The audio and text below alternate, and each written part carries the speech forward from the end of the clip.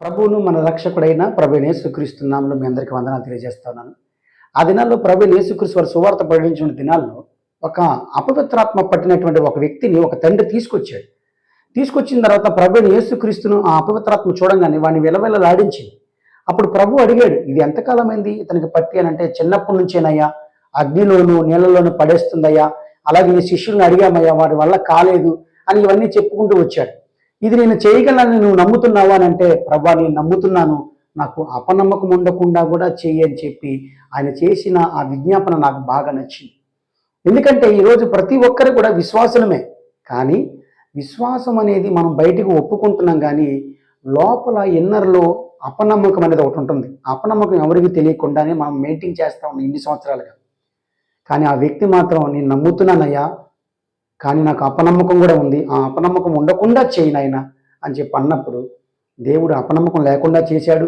వాళ్ళ బిడ్డను స్వస్థపరిచినట్టుగా కూడా కనబడుతుంది. ఈరోజు చాలామంది విశ్వాసంలో ఉన్నామని అనుకుంటున్నారు, కానీ అది హిపోక్రసీ అంటే వేషధారము. అంటే లోపల ప్రార్థన చేస్తున్నాం, ఏదైనా అడుగుతున్నాం ఆయన్ని, అది వస్తుందా రాదా అనేటువంటి సందేహం కూడా ఉంది.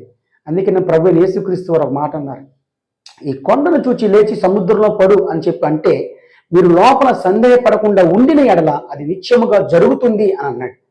ఈరోజు అందరం అంటున్నాం, ఒప్పుకుంటున్నాం నోటితో, అందరి ముందు కూడా మనం విశ్వాసులుగా దేవుడు కార్యాలు చేస్తాడండి అని అంటున్నాం. కానీ దేవుని బిడ్డారా, మీరు అందరూ కూడా గ్రహించండి, మీ గుండెల మీద చేసి చెప్పండి, లోపల ఇది జరిగిద్దా జరగదా అనే సందేహం ఉందా లేదా?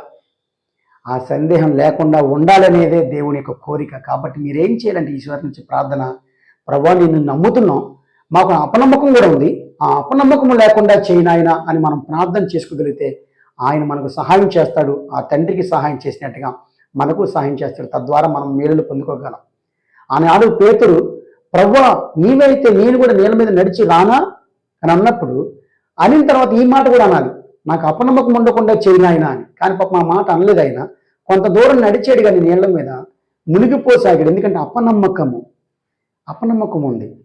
ప్రతి ఒక్కరికి అపనమ్మకం ఉంది. ఈవెన్ పాస్టర్స్కి, విశ్వాసులకి, అందరికీ కూడా అపనమ్మకం అనేది లోపల ఉంది. మనం చూడండి, గమనించండి, మనం ప్రార్థన చేస్తూ ఉంటాం, కానీ ఇది జరుగుతుందా లేదా అనేది మాత్రం సందేహం ఎప్పుడు ఉంటూనే ఉంటుంది. అది వైఫై లాగా ఎప్పుడు కనెక్ట్ అయి ఉంటుంది.